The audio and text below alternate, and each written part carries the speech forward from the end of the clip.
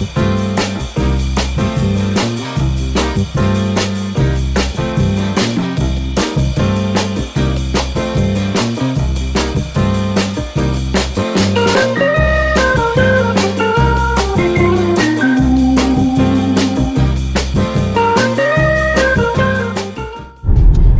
everyone, welcome back to RiksFishing. Hope you're all well.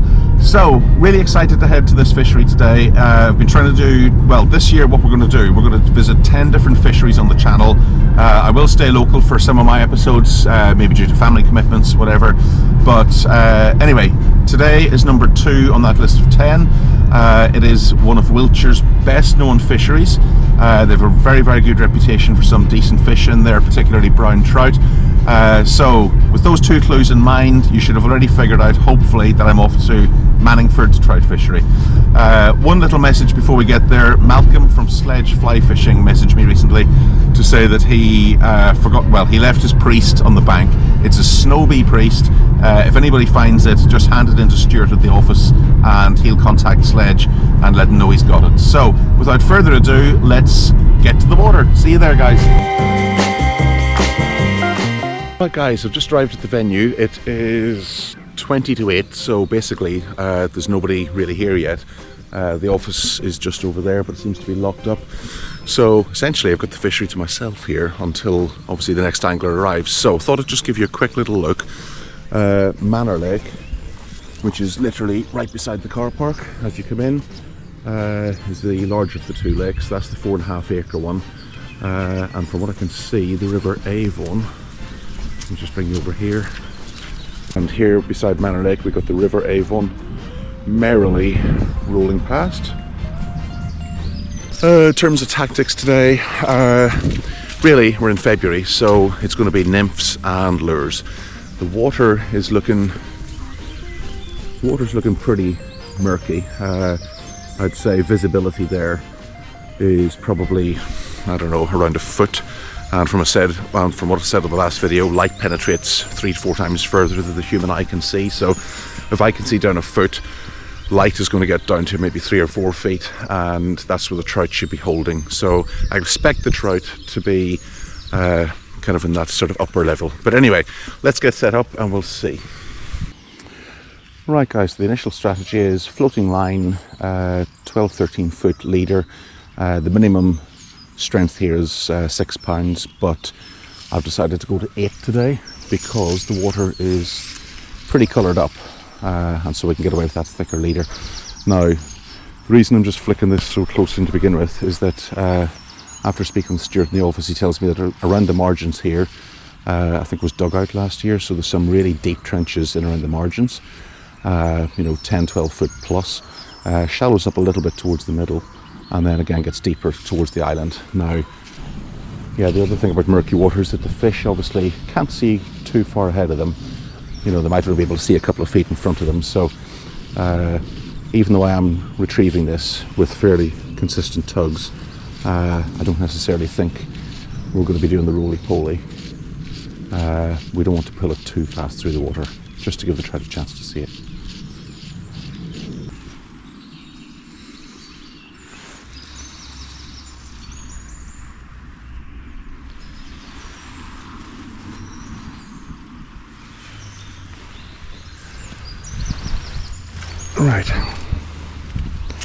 Right, so that's the lure we're using there, nice big black profile. I think, contrary to what I've just said about moving spots and going through that entire process again, I think what we're going to do is we're going to go to the other end of the colour spectrum now, pop on a similarly sized white lure, strip that back, because it could be that we've passed lots of fish searching the depths, searching the water column rather. It could be that we've passed lots of different fish, and they just haven't been snatching up black. So yeah, let's pop white on. Okay, last cast with this. All the way to the island. Yeah, there we go.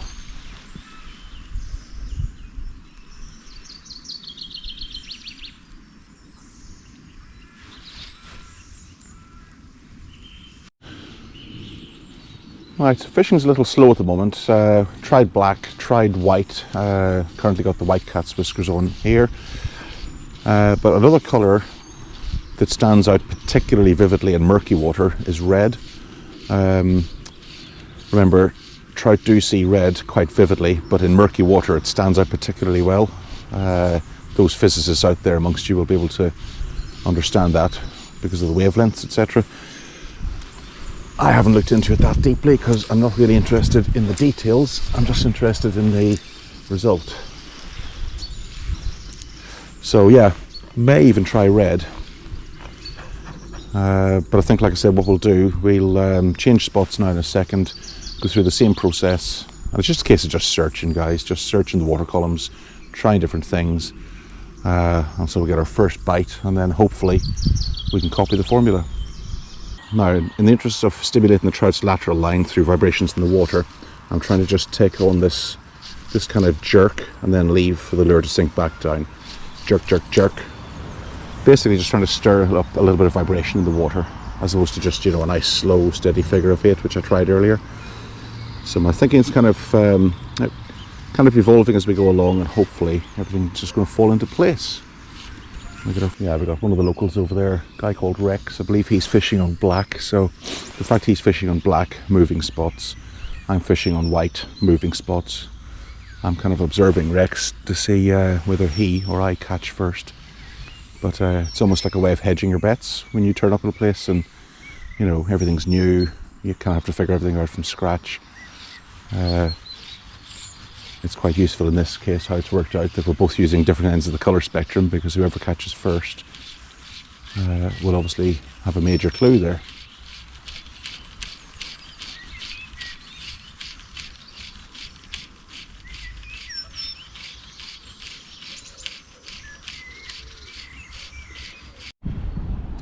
So, decided to stay on this spot here, guys. I don't think there's much to be gained from moving to a different spot and going through all 5 or 6 tactics that we've just been through all over again. So what I'm going to do, I'm going to go back to black, and we're going to fish sinking line as opposed to floating line, just to try and keep that lure deep. I haven't spoken to a couple of anglers who come here almost on a weekly basis. They have been saying it's been very tough going the last few weeks, and the fish have been deep. So sometimes, I've seen it before where I've been at a fishery, I've had literally no follows at all on the floating line. You stick on a sinking line and suddenly everything wakes up because you're keeping that lure deep down. So let's see if this can pick us up our first fish. And because this is a snake, we can speed things up a little bit, almost make the trout chase. The fly's several inches long, so they should notice it from a little bit of a distance despite the murkiness. And we're making them chase because the hook's obviously right at the back on a snake. We want the trout to snatch at it and just hook up that way. So this is where the 10-foot 7 weight kind of comes in as a handy rod, because obviously punching this snake out requires a little bit of punch from the rod.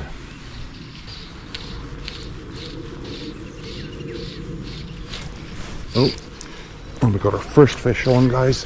Second cast with a snake on a sinking line.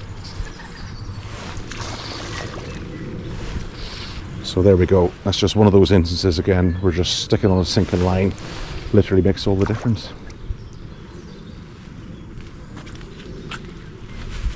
Oh, and it got off. It got off. How bloody rather disappointing, but at least now we've got a little clue as to what's working. To be fair, I probably didn't really connect that well with that fish because I wasn't really expecting a bite. I think I kind of fallen half asleep.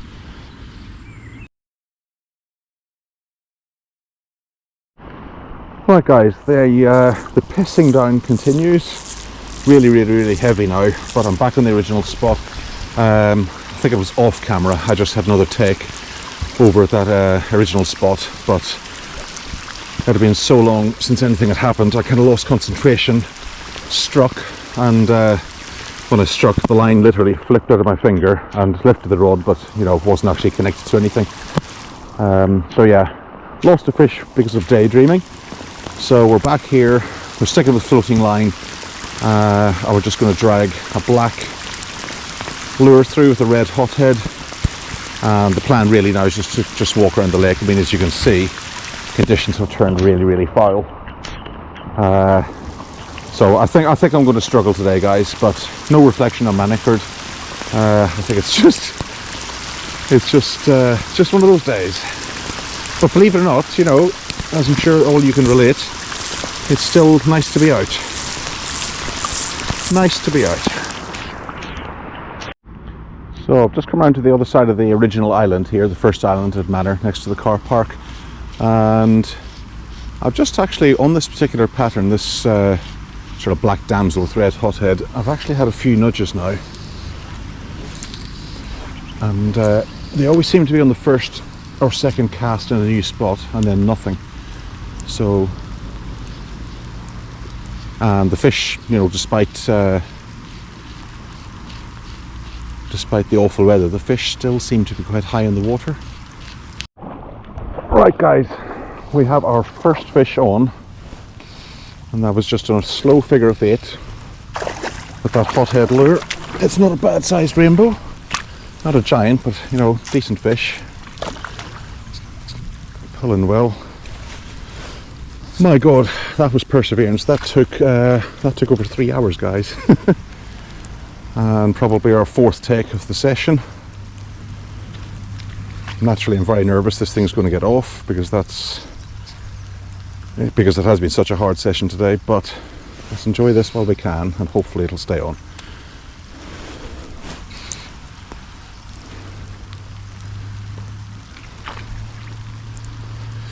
Oh well, we're halfway to saving the blank.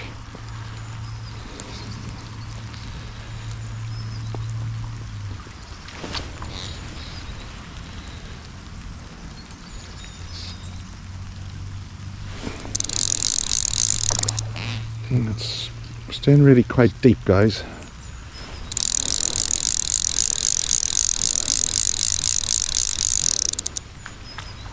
Lots of head shaking going on. Let's try and get it on the reel, otherwise I'll end up standing on this line. Right, so we have her on the reel. Let's get down.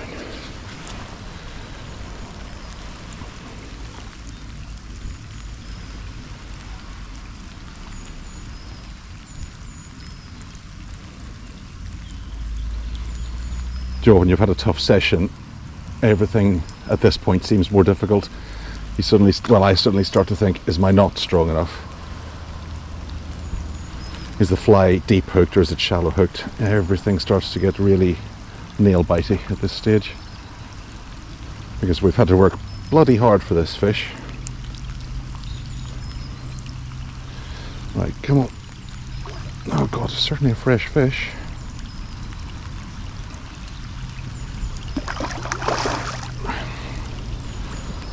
There's a fresh fish.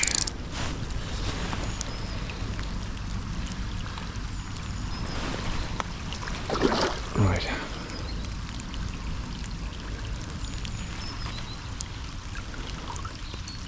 Oh my god, the fly's literally just in the top of its lip. So we don't want to force this thing too much. And we're just using the rod's action to play it nice and gently. Come on. Not a big fish, probably 3 pound. There we go, it's coming along the surface. Nice. Bloody hell, that was tough going, guys. That was winter fishing at its finest. Tough going. Right, let's get this thing dispatched. Right. Let's see where this fly was. Yeah, literally just hooked in the roof of the mouth. But yeah, that's what we caught that on. Little green and black damsel, a little bit of flash, nice hot head. And we have our first Manningford rainbow. And very, very, very grateful too. Right, let's try and get another, or 2 more preferably. Whew. Right, very, very happy to save the blank, guys. Put that fish in the stringer, but before I put it in the stringer, as with all my fish recently, I've been cutting the gills just to help them bleed out, because apparently that makes it far better at eating. Oh, I'm a bit shaky after that. Right, we'll have one or two more casts on this spot, and then we'll just keep moving down Manor Lake. Yeah, we'll at least do one full loop of this lake before we call it a day. Oh, thank you God for that fish, my goodness gracious me. There's 6 anglers here. We've been here for about 3.5 hours, and that's literally the second fish that anyone's landed. Whew.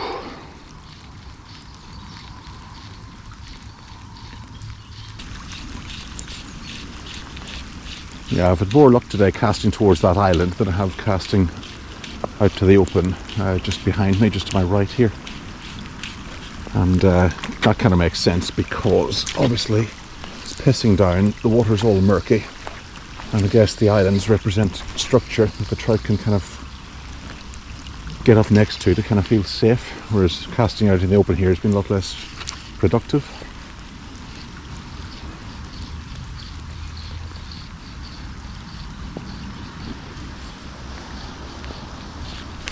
Yep, there we go. Straight away. Definitely more luck casting towards the islands. And again, another really tentative take. Literally, my first thought was, oh, I've caught a stick or something. And this thing kind of took the line straight out and underneath. So there's two fish in 20 minutes after 3.5 hours of night.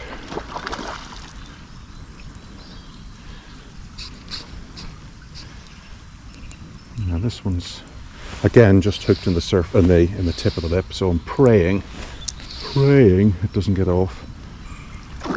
It's fighting well though. They all fight really well here at Manningford, I would say.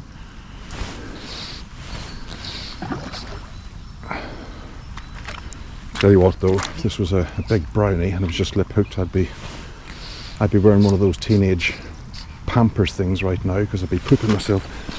Oh God, it's right in against a stick there, guys. Get out from that stick. Jesus, literally pulling all the way down that margin. I don't know if you can see this, but it's... Right, now it's back out. Right, let's get it back. Oh, it's in around the stick again.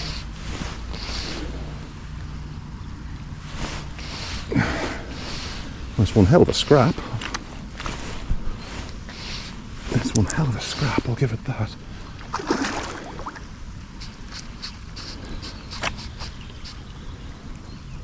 Yeah, this thing's full of energy. It's got that fresh, cold water winter fight about it.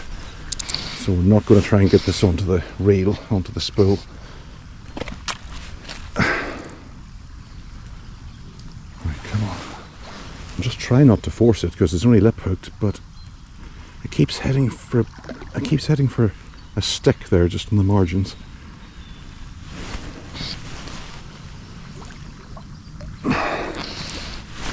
Right, come on, time to... Oh, it's off. Oh, it's off. Yeah, that was just lip hooked, guys. Got off! Yeah. Yeah.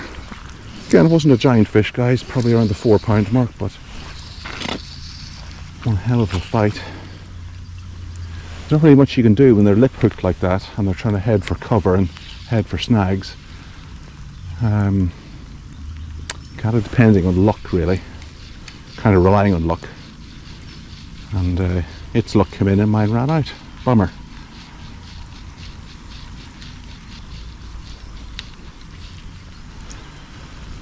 Oh, you know what, guys? I'm actually genuinely disappointed. The hurt is setting in as we speak. I'm trying to put a brave face on, but I'm actually quite annoyed with that. Annoyed in a sad way, not in a pissed off way. Fucker. Do you know what, on reflection, it's easy to say now that the adrenaline's left my system, but on reflection, what I should have done was just walk that fish down to the next peg where that lady's standing. I was trying to basically just keep it out from those reeds there because I kept going for snags. I can see sticks and whatnot in amongst the reeds, and I should have just tried to walk just walk it down the length of the reeds because it was so shallowly hooked. Instead of trying to pull it away from the snags, and ultimately that's, that was my downfall. Try to pull that fish away from the snags, lightly hooked, and the inevitable happened. Oh, and we have another fish on, guys, and it's a runner. It is a runner, and you know what? It was just as likely, just took as likely as the other ones. Is it a brown?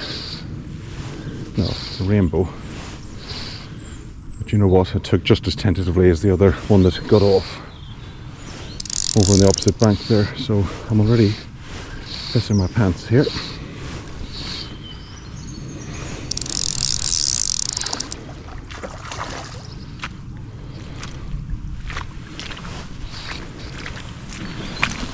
Right, let's get the net ready.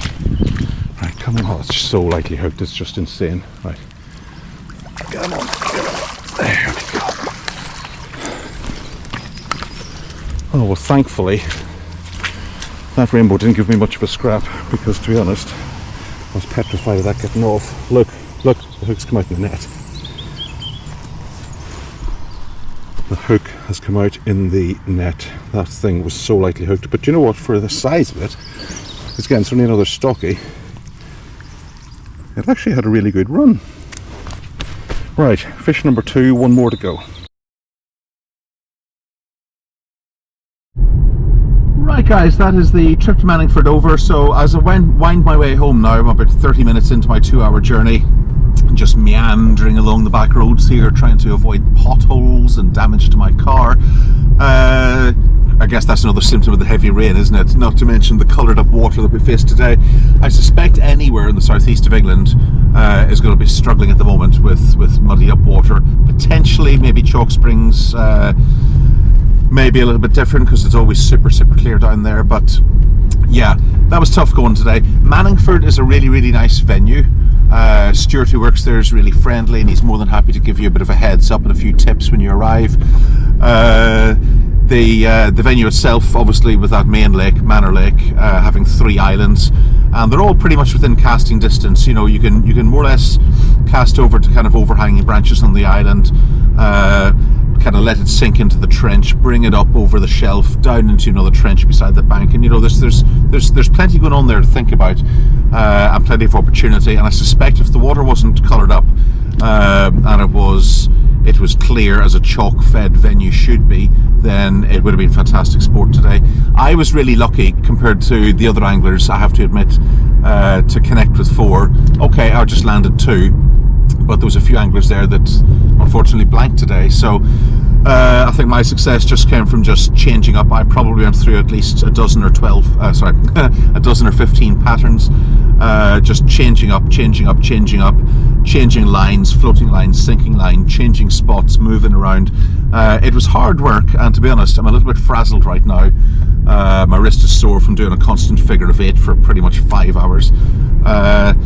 But yeah, in the end I managed to stumble across a pattern, the black red flash sort of damsel with a red hothead.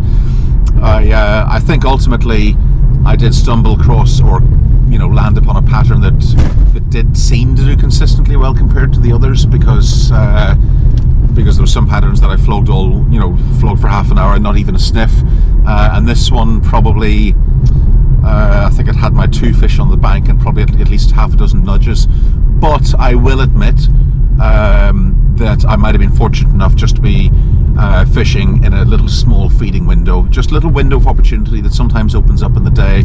Maybe there's a slight rise in water temperature or air pressure that's tried to suddenly switch on. But whether it was that or the fly or a combination of both, yes, I have my 2 in the bank. Even though I lost that decent one, it was one hell of a battle, so I'm not too upset about that. But ultimately, yeah, good venue. I will be back in the future because I'd love to check it out when the water clears up a bit. And aside from that, well, yeah, there's number 2 of our 10 different fisheries ticked off the list this year. And we're just in early February, so not bad going. If you want to see where I end up next, please remember to subscribe and just offer the channel a little bit of support back. I try and research as much as possible and give as much information and share as much information as I can, and it's just nice to get the support back. Right, aside from that, guys, I will be heading out on Friday the 13th of February because it's my birthday, so that's merely 6 days away. So yeah, I will see you on the bank on the 13th of February, and in the meantime, tight lines, and I hope you enjoyed the episode as much as I enjoyed the day out. Alright guys, take care, tight lines.